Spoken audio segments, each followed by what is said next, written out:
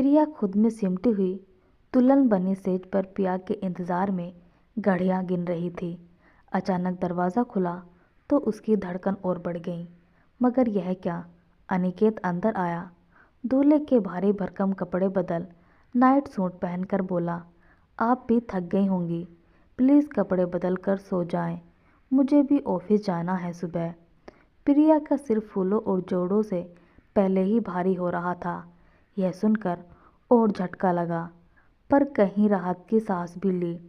अपने सूटकेस से खूबसूरत नाइटी निकाल कर पहनी और वह भी बिस्तर पर एक तरफ लेट गई। अजीब थी सुहाग सेज, दो अनजान जिस्म जिसे एक करने में दोनों के परिवार वालों ने इतनी जहमत उठाई थी, बिना एक हुए ही रात गुजार रहे थे। फूलों को भी अपमान महसूस हुआ, वरना उनकी खुशबू अच्छे अच्छों को मदहोश कर दे। और अगले दिन नींद खुली तो देखा अनिकेत ऑफिस के लिए जा रहा था। प्रिया ने एक बार अंगड़ाई लेकर घर का जायजा लिया। 2 कमरों का फ्लैट, बालकनी समेत अनिकेत को ऑफिस की तरफ से मिला था। अनिकेत एयरलाइंस कंपनी में काम करता था। प्रिया भी छोटी सी एयरलाइंस कंपनी में परिचालन विभाग में काम करती है। दोनों के पिता आपस में दोस्त हैं और उनका यह फैसला था कि अनिकेत और प्रिया एक दूसरे के लिए परफेक्ट मैच होंगे। प्रिया को पिता के फैसले पर कोई आपत्ति नहीं थी, पर अनिकेत ने पिता के दबाव में आकर विवाह का बंधन स्वीकार कर लिया था। प्रिया ने ऑफिस से 1 हफ्ते की छुट्टी ली थी। सबसे पहले किचन में जाकर चाय बनाई और फिर घर को संवारने का प्लान बनाया। शाम को अनिकेत के लौटने पर घर का कोना कोना दमक रहा था।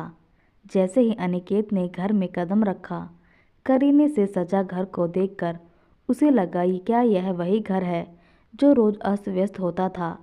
खाने की खुशबू भी उसकी भूख को बढ़ा रही थी। प्रिया चहकते हुए बोली, आपका दिन कैसा रहा? ठीक, एक संक्षिप्त सा उत्तर देकर अनिकेत डाइनिंग टेबल पर पहुंचा। जल्दी से खाना खाया और सीधा बिस्तर पर। औरत ज़्यादा नहीं, पर 2 बोल तो तरीके से चाहती ही है, पर प्रिया को वह भी नहीं मिले। 5 दिन तक यही दिनचर्या चलती रही। 6ठे दिन प्रिया ने सोने से पहले अनिकेत का रास्ता रोक लिया। आप प्लीज़ 5 मिनट बात करेंगे? मुझे सोना है, अनिकेत ने जवाब दिया।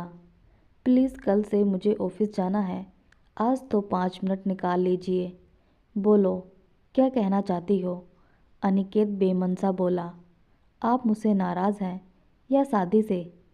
क्या मतलब? आप जानते हैं मैं क्या कहना चाहती हूँ। प्लीज़ डैडी से बात करो, जिनका फैसला था। पर शादी तो आपने की है। प्रिया को भी गुस्सा आ गया। जानता हूँ, और कुछ? अनिकेत चिढ़कर बोला। प्रिया समझ गई कि अब सुलझने की जगह बात बिगड़ने वाली है। बोलो, क्या यह शादी आपकी मर्जी से नहीं हुई? नहीं। और कुछ? अच्छा ठीक है, पर एक विनती है आपसे, क्या हम कुछ दिनों दोस्तों की तरह रह सकते हैं? मतलब? अनिकेत को आश्चर्य हुआ। यही कि 1 महीने बाद मेरा इंटरव्यू है, मुझे लाइसेंस मिल जाएगा और फिर मैं आगे की पढ़ाई के लिए अमेरिका चली जाऊंगी, 3 सालों के लिए। उस दौरान आपको जो उचित लगे वह फैसला ले लीजिएगा।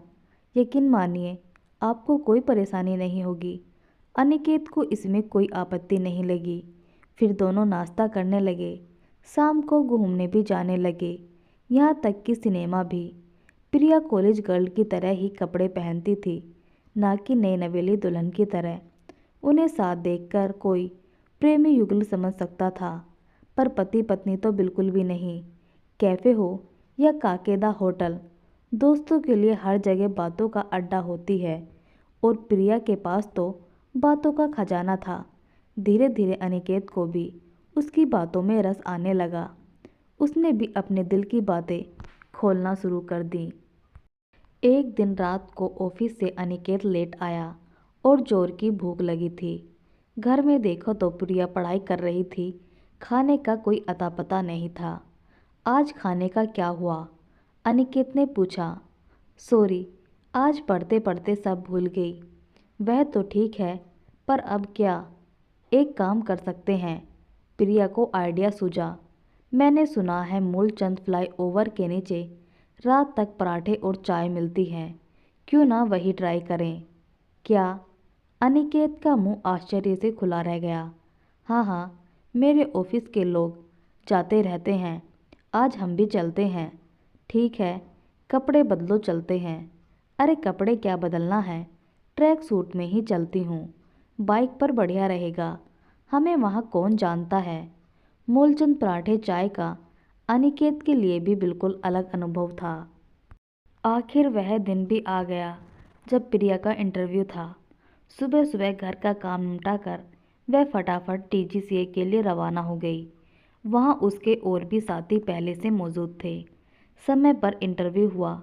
प्रिया के जवाबों ने एफआईडी को भी खुश कर दिया। उन्होंने कहा, जाइए अपने दोस्तों को भी बताइए कि आप सब पास हो गए। प्रिया दौड़ते हुए बाहर आई और फिल्मी अंदाज में बोली, हे गाइस, ऑल क्लियर्ड। फिर क्या था, बस जश्न का माहौल बन गया। खुशी खुशी सब बाहर आए। प्रिया सोच रही थी कि बस ले या ऑटो, तभी उसका ध्यान गया कि पेड़ के नीचे अनिकेत उसका इंतज़ार कर रहा है। प्रिया को अपने दायरे का एहसास हुआ तो पीछे हटकर बोली, आप आज ऑफिस नहीं गए, बधाई हो। प्रिया, तुम्हारी मेहनत सफल हो गई। चलो घर चलते हैं, मैं तुम्हें लेने आया हूँ। अनिकेत ने मुस्कुराते हुए बाइक स्टार्ट की। प्रिया चुपचाप पीछे बैठ गई। घर पहुंचकर खाना खाकर थोड़ी देर के लिए दोनों सो गए। शाम को प्रिया हड़बड़ाकर उठी और फिर किचन में जाने लगी तो अनिकेत ने रोक लिया। परेशान होने की ज़रूरत नहीं है, हम आज खाना बाहर खाएंगे या मंगा लेंगे। ओके।